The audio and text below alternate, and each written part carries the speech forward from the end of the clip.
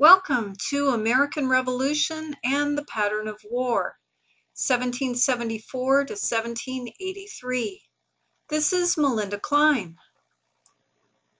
When the French and Indian War ended in 1763, it might have seemed reasonable to expect that the relations between the English colonies in America and Great Britain were solidly established.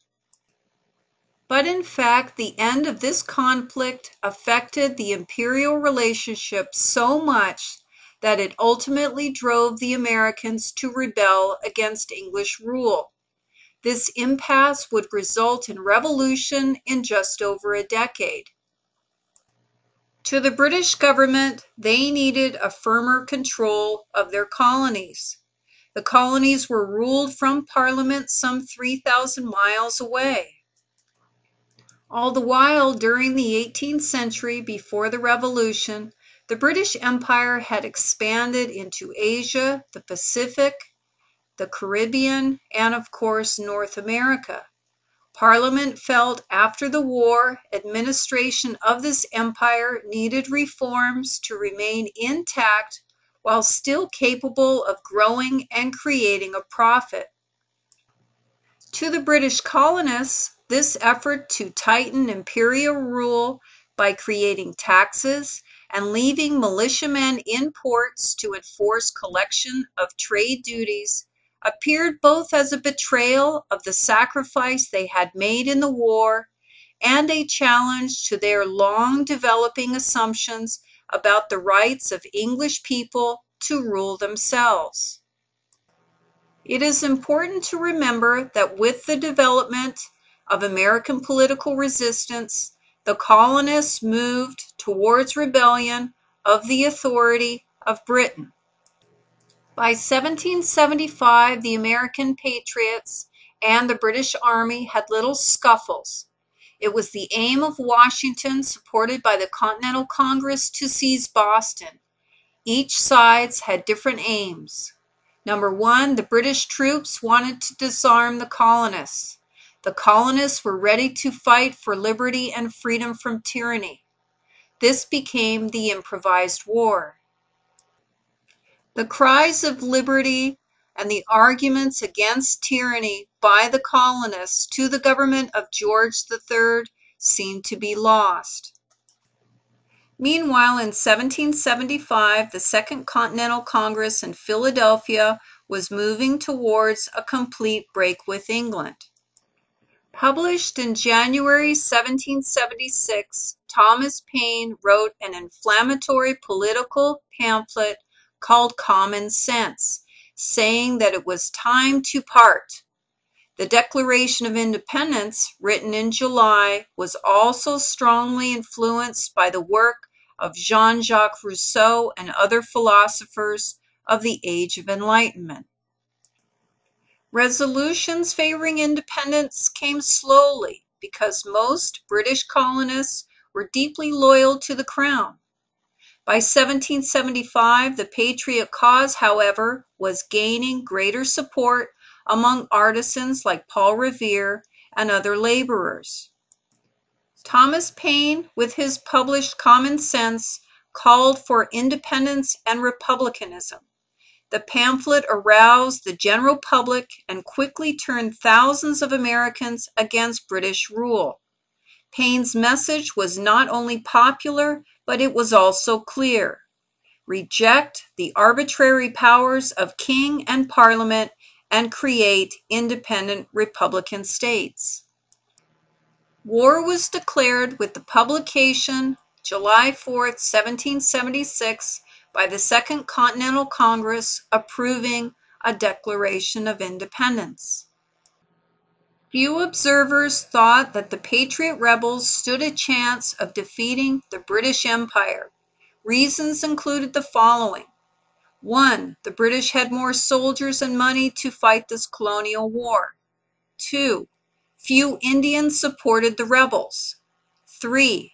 The Americans were militarily weak. While the Continental Congress had no power to tax and fund this war, the British government increased their land taxes and prepared to mount a major campaign by 1777. After Washington's failure at Philadelphia and the winter of 1777 spent in Valley Forge by the Continental Army, the American victory at Saratoga was a turning point of the war.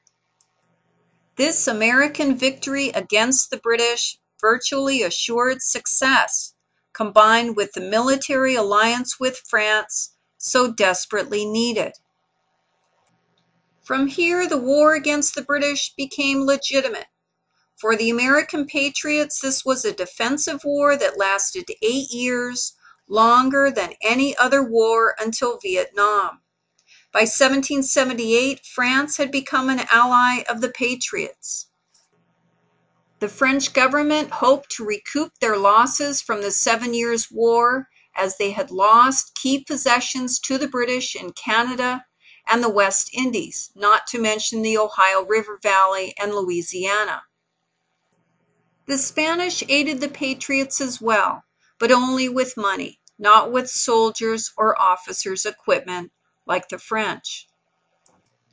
The British government found complicating factors in fighting this war 3,000 miles from England, over the 13 colonies, and also in their efforts in the Caribbean to keep their sugar colonies desired by other Europeans for their own. The Dutch were there, the French, and the Spanish. The British were fighting a war in North America, the Caribbean, and in the Indian Ocean as well. With the prospect of retaining their big money producing sugar islands in the West Indies, lacking European backing, and the inability to rout out Washington, the British would be challenged to come out a winner in North America. But their efforts remained keen to keeping their sugar islands. The Treaty Alliance of 1778 gave the American Army access to supplies and money, giving them hopes for victory. In addition, with this alliance, American diplomats pledged that their government would recognize any French conquests in the West Indies. Across the 13 British colonies, tens of thousands of civilians were exposed to deprivation, displacement, and death as the War of Independence became a bloody partisan conflict. Native American tribes attempted to form a Pan-American alliance to strengthen their political position against the land-hungry British colonists. Iroquois and Mohawk allied with the Brits against white settlers by 1779 up and down the wooded frontier. Farmers were often burnt out as Loyalists and Indians set fires by 1779 on the frontier. In the South, however, some of the Native Americans did fight on the side of the Patriots. However, loyal Indians to patriots often found their lands after returning home confiscated by white settlers. After the Battle of Camden, one of the worst defeats in U.S. military history, Cornwallis would head north to Virginia and take on Washington. But the British Army was still stretched thin along the southern and coastal colonies, with Cornwallis leaving.